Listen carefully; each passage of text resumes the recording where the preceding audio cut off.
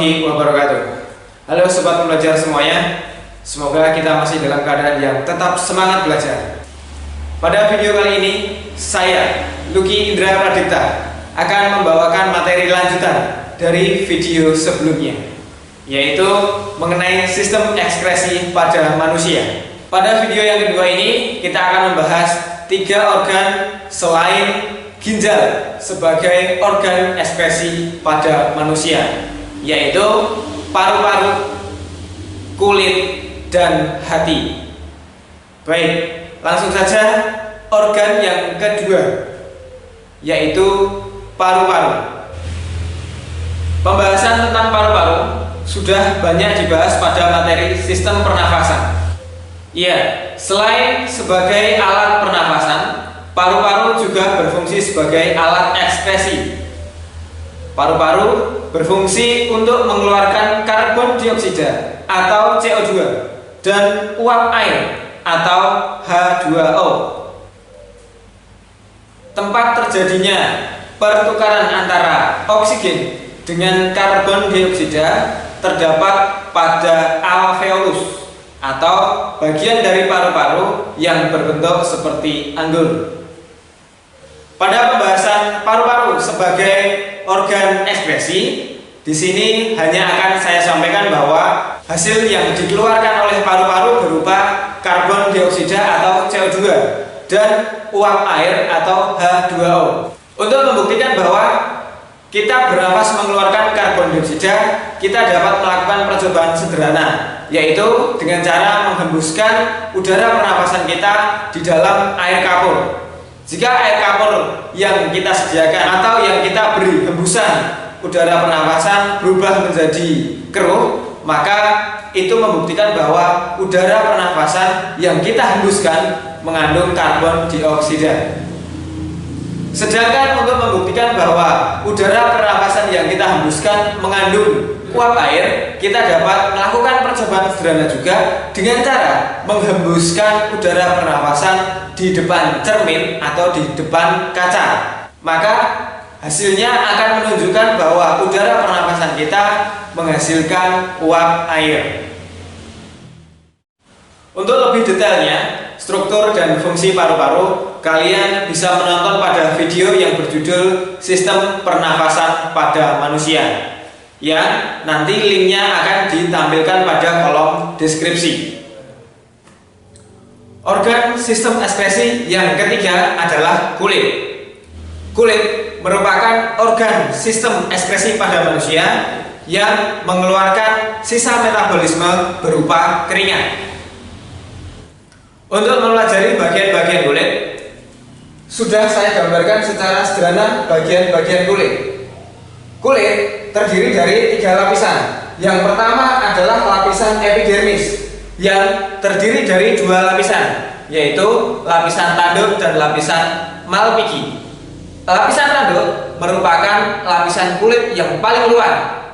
Lapisan tanduk ini tidak terdapat pembuluh darah dan tidak terdapat saraf, sehingga ketika kulit ini terkelupas, kita tidak merasakan rasa sakit.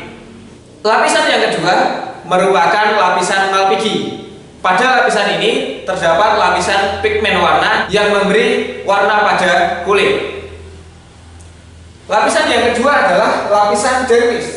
Pada lapisan dermis ini terdapat banyak bagian, misalnya terdapat kelenjar keringat, terdapat pembuluh darah, terdapat kantong, akar rambut, dan yang lainnya. Lapisan paling bawah berupa lapisan hipodermis. Lapisan dermis dan lapisan hipodermis ini batasannya tidak terlalu jelas, tetapi pada lapisan hipodermis terdapat jaringan lemak yang berfungsi menahan benturan ketika kita terbentur suatu benda. Bagian-bagian kulit yang sudah saya gambarkan secara sederhana ditunjukkan bahwa nomor 1 merupakan rambut, nomor 2 merupakan pori-pori yang fungsinya adalah untuk mengeluarkan keringat, 3 merupakan ujung saraf, yaitu bagian yang pertama kali menerima rangsang dari luar, 4 kelenjar keringat yang fungsinya adalah menghasilkan keringat. Gambar nomor 5 merupakan pembuluh darah. Gambar nomor 6 merupakan kantong akar rambut. Dan gambar nomor 7 merupakan jaringan lemak. Fungsi kulit yang pertama adalah mengeluarkan zat sisa metabolisme berupa keringat. Fungsi kulit yang kedua adalah mengatur suhu tubuh. Fungsi kulit yang ketiga adalah tempat pembentukan vitamin D dari provitamin D dengan bantuan sinar matahari. Fungsi kulit yang keempat adalah tempat menyimpan cadangan makanan berupa lemak. Fungsi kulit yang kelima adalah organ penerima rangsang. Fungsi kulit yang keenam adalah organ pelindung tubuh dari luar, misalnya dari sinar UV dan dari kuman penyakit. Berikutnya adalah gangguan atau penyakit pada kulit. Yang pertama adalah jerawat. Jerawat adalah kondisi abnormal kulit yang ditandai tersumbatnya pori-pori kulit, sehingga menimbulkan kantong nanah yang meragam. Munculnya jerawat dapat dipicu karena produksi minyak yang berlebihan akibat peningkatan produksi hormon androgen. Ketika sel kulit mati bercampur dengan minyak, debu, atau kotoran, sehingga campuran akan menebal, sehingga menyumbat pori-pori dan menjadi bintik hitam atau putih. Jerawat dapat dicegah dengan beberapa upaya, yaitu rajin membersihkan wajah, mengurangi konsumsi makanan berlemak, tidak menggunakan kosmetik yang berlebihan, hindari stres, dan banyak minum air putih. 2. Biang keringat. Biang keringat disebabkan oleh tersumbatnya saluran keringat, sehingga terjadi penumpukan keringat di bawah lapisan kulit. Sumbatan ini dipicu oleh bakteri Staphylococcus epidermidis. Bakteri tersebut biasanya hidup di permukaan kulit dan tidak menyebabkan infeksi, tetapi berperan dalam memicu penyumbatan saluran keringat. Penanganan pada biang keringat yaitu menggunakan pelembab kulit atau krim yang mengandung hidrokortison dengan kadar rendah. Selain itu, dapat menggunakan sabun antiseptik atau antibakteri untuk mengurangi gangguan bakteri. Gangguan atau penyakit pada kulit yang ketiga adalah panu, yaitu infeksi jamur yang menyebabkan bercak-bercak kecil pada kulit. Panu disebabkan pertumbuhan jamur yang berlebihan pada kulit. Pengobatan pada panu dapat menggunakan krim, lotion atau sampo anti jamur, atau membeli obat-obat panu yang beredar pada pasaran. Organ pada sistem ekskresi yang keempat adalah hati. Untuk mempelajari bagian-bagian hati sudah saya gambarkan secara sederhana. Pada hati terdapat pembuluh hepatik. Kemudian terdapat lobus kanan dan lobus kiri. Terdapat saluran empedu dan terdapat empedu. Hati terletak di bagian kanan atas rongga perut dan di bawah diafragma. Selain berperan sebagai kelenjar pencernaan, hati juga berperan dalam sistem ekskresi. Hati mengekspresikan zat warna empedu yang disebut dengan bilirubin. Bilirubin dihasilkan dari pemecahan hemoglobin yang terdapat dalam sel darah merah. Fungsi hati adalah 1. Menghasilkan cairan empedu. Cairan empedu akan disalurkan ke usus halus untuk mengemulsikan lemak menjadi butiran yang lebih kecil agar mudah dicerna. 2. Menyimpan glikogen atau gula otot yang merupakan hasil pengubahan dari glukosa oleh hormon insulin. 3. Menetralkan racun. 4. Tempat mengubah provitamin A menjadi vitamin A. 5. Tempat merombak eritrosit atau sel darah merah yang sudah tua atau yang sudah rusak. 6. Tempat perombakan amonia menjadi urea.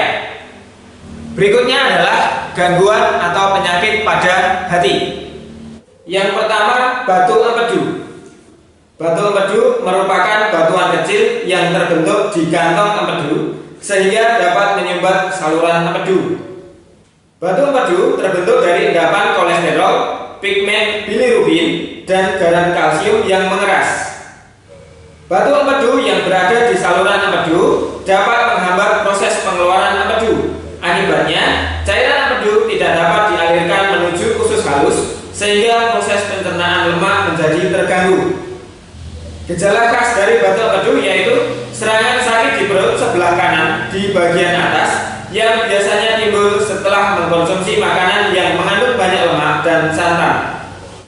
Penyakit batu empedu dapat dicegah dengan cara mengurangi konsumsi makanan yang mengandung banyak kolesterol atau lemak hewani, tidak mengkonsumsi minuman yang beralkohol, dan memperbanyak sayur dan buah, serta berolahraga secara teratur. 2. Penyakit kuning. Penyakit kuning dapat menyerang baik orang dewasa maupun anak-anak. Penyakit ini ditandai dengan warna kulit dan mata menjadi kuning. Kondisi ini disebabkan karena peningkatan kadar bilirubin dalam darah. Bilirubin adalah hasil pemecahan sel darah merah yang sudah tua. Cara meminimalisir resiko terkena penyakit kuning ada beberapa cara. Di antaranya adalah dengan menjaga berat badan tetap pada batas yang sehat, tidak mengkonsumsi minuman beralkohol, melakukan vaksinasi hepatitis A dan hepatitis B, tidak menggunakan jarum suntik dan sikat gigi secara bergantian, serta menjaga kebersihan makanan dan minuman. Demikian video pembelajaran kali ini. Jangan lupa like dan berikan saran atau kritik pada kolom komentar, serta subscribe jika kalian belum subscribe. Kemudian share video ini ke seluruh teman-teman kalian. Terima kasih. Wassalamualaikum warahmatullahi wabarakatuh.